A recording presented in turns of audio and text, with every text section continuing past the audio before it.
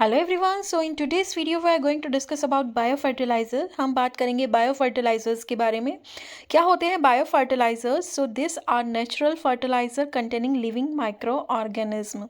Biofertiliser जो होते हैं वो नेचुरल फर्टिलाइजर होते हैं जिनके अंदर कोई केमिकल या हार्मफुल सब्सटेंस नहीं होते हैं। ये living micro organism containing fertilizers होते हैं। Okay, they help plant to grow by increasing nutrient availability in the soil। ये क्या करते हैं?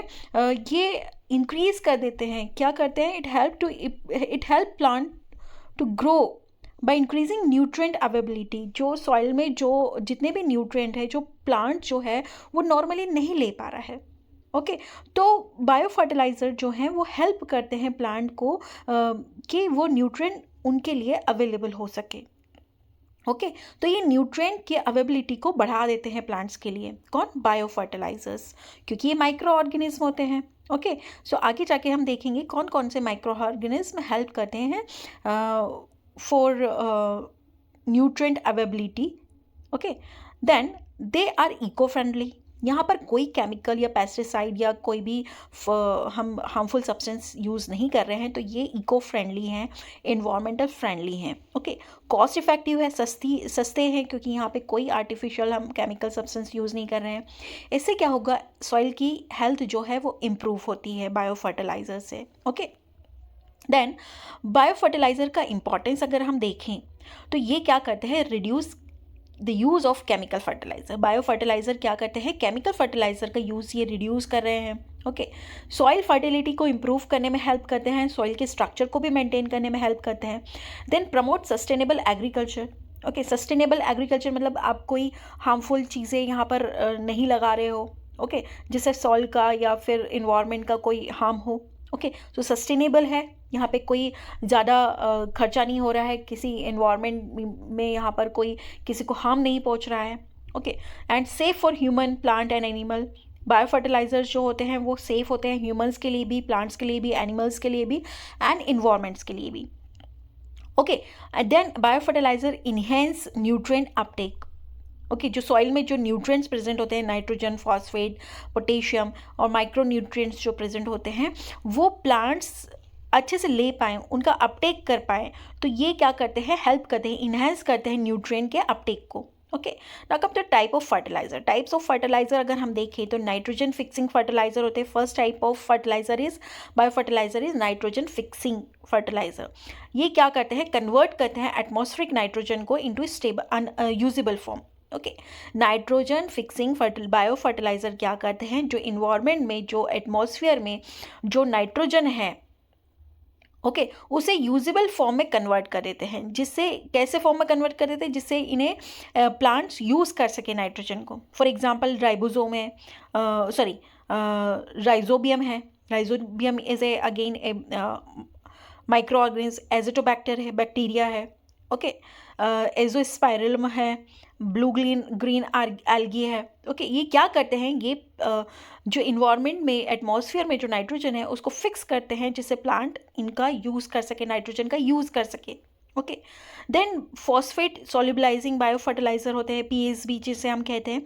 फॉस्फेट सॉल्युबलाइजिंग बायो फर्टिलाइजर क्या होते हैं? ये कन्वर्ट करते हैं फॉस्फेट को into soluble form. Okay, phosphate को ये सॉल्युबल फॉर्म में कन्वर्ट कर देते हैं। जैसे बैसिलस है, स्यूडोमोनास है, ये जो बैक्टीरियाज हैं वो कन्वर्ट कर देते हैं फॉस्फेट को, जो कि एटमॉस्फेयर में प्रेजेंट है, ओके, सॉइल में प्रेजेंट है, उसको सॉल्युबल फॉर्म में प्रेजेंट कन्वर्ट कर देते हैं जिससे प्लांट इन्हें यूज़ कर पाए, फॉस्फेट का यूज़ कर पाए। ओके, तो फॉस्फेट को सॉल्युबलाइज कर दिया है प्लांट के लिए। Then potassium solubilizing bio fertilizer. Potassium solubilizing bio fertilizer का काम क्या होता है? कि ये पोटेशियम को अवेलेबल करवाते हैं प्लांट्स के लिए। जो एटमॉस्फेयर में जो पोटेशियम है, सॉइल में पोटेशियम है, उसको कन्वर्ट कर देते हैं सॉल्युबल फॉर्म में जिससे प्लांट्स उनका अच्छे से यूज़ कर सके। Okay, for example Frateuria aurantia is an example. Then come to the fourth type of biofertilizer, that is mycorrhiza. mycorrhiza क्या होता है? एक तरह का फंगाई है that improve water and nutrient absorption. Plant को हेल्प करेगा कि वो वाटर को अच्छे से एब्जॉर्ब कर सके, न्यूट्रिएंट को अच्छे से एब्जॉर्ब कर सके, specially useful for usually for trees and fruit crops. Okay. जो ट्रीज़ हैं या फ्रूट क्रॉप है, जो जिसमें से फ्रूट्स आते हैं, ऐसे क्रॉप हैं, वो अपने वाटर को इम्प्रूव कर सके। ओके। वाटर इनटेक को इम्प्रूव कर सके, वाटर एब्जॉर्प्शन को इम्प्रूव कर सके, न्यूट्रिएंट एब्जॉर्प्शन को इम्प्रूव कर सके, एब्जॉर्प्शन को इंक्रीज करते हैं ये fungi mycorrhiza. Okay. Now come to the how bio fertilizer work. Bio fertilizer किस तरह से वर्क करते हैं बेटा? Okay. So micro organism multiply in soil. Micro organism क्या है? माइक्रो ऑर्गेनिज्म बहुत फास्टली ये क्या करते हैं? मल्टीप्लाई करते हैं। तो ये सॉइल के अंदर क्या करेंगे? बहुत ज़्यादा जल्दी मल्टीप्लाई होंगे सॉइल के अंदर। Okay. And they fix nitrogen solubilizing phosphorus and और रिलीज ग्रोथ हार्मोन। क्या करते हैं? जैसे ही ये मल्टीप्लाई होंगे, जितना ज़्यादा मल्टीप्लाई होंगे, ये क्या करेंगे? फिक्स करेंगे, नाइट्रोजन को फिक्स करेंगे, एटमॉस्फेयर में जो नाइट्रोजन प्रेजेंट है उसको फिक्स करेंगे, फॉस्फोरस जो प्रेजेंट है उसको सॉल्युबलाइज करेंगे एंड रिलीज करेंगे ग्रोथ हार्मोन को। Okay. Then improve root growth. Root की जो ग्रोथ है उसको इम्प्रूव करने का काम करेंगे ये, और न्यूट्रिएंट के एब्जॉर्प्शन को इंक्रीज कर देंगे, जिससे प्लांट जो है वो न्यूट्रिएंट का एब्जॉर्प्शन अच्छे से कर पाए। Then enhance soil microbial activity. Soil की माइक्रोबियल एक्टिविटी को भी इनहेंस कर देते हैं ये। Okay. Now come to the advantage of bio fertilizer. Bio fertilizer का एडवांटेज अगर हम देखें तो सबसे पहले तो ये इन्वायरमेंटल फ्रीली है, इन्वायरमेंट फ्रेंडली है होते हैं ये। ओके। केमिकल फ्री होते हैं, इन्वायरमेंटल फ्री होते हैं, एनवायरमेंटल फ्रेंडली होते हैं एंड केमिकली फ्री होते हैं, क्योंकि यहाँ पे कोई केमिकल सब्सटेंस का यूज़ नहीं हो रहा है। ओके। नेचुरल फर्टिलाइज़र हैं ये। Then increase crop yield naturally. ये क्रॉप की ईल्ड, जो भी प्रोडक्शन हो रहा है, प्लांट जो भी प्रोड्यूस कर रहा है उसकी प्रोडक्शन बढ़ा देता है नेचुरली। ओके। रिड्यूस कर देता है ओवरऑल फार्मिंग कॉस्ट, क्योंकि यहाँ पे कोई केमिकल्स हम यूज़ नहीं कर रहे हैं, बाहर से खरीद नहीं रहे हैं, तो यहाँ पर जो फार्मिंग की कॉस्ट है उसको भी रिड्यूस कर देता है बायो फर्टिलाइज़र। ओके। इम्प्रूव कर देता है सॉइल की फर्टिलिटी एंड टेक्सचर को। Then safe for long term use. Long term के लिए आप इसको यूज़ कर सकते हैं, सेफ रहता है। Promote balance nutrient supply. Plant को बैलेंस्ड और न्यूट्रिएंट सप्लाई यहाँ पे मिलता है। Now come to the limitation of bio fertilizer. Limitations क्या होते हैं? Slow nutrient release. यहाँ पे जो न्यूट्रिएंट का रिलीज होता है प्लांट्स को, वो धीरे धीरे मिलता है, स्लोली मिलता है compare to chemical fertilizer. Chemical fertilizer को हम जब डालेंगे तो आपको 1-2 दिन में फ़र्क नज़र आने लग जाएगा, पर यहाँ पर जो बायो फर्टिलाइजर है वो अपने न्यूट्रिएंट धीरे धीरे रिलीज करते हैं, slowly. Okay.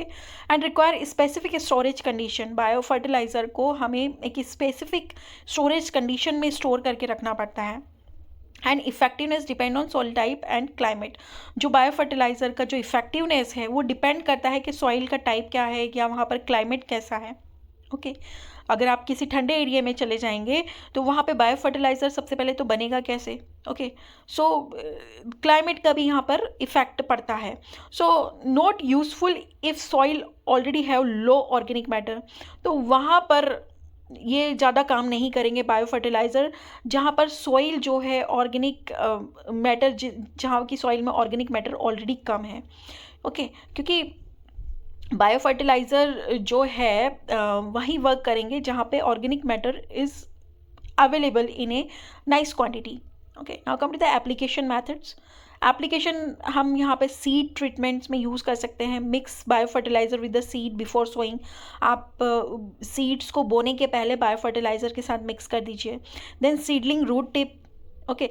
Dip plant root in bio fertilizer slurry before transplantation.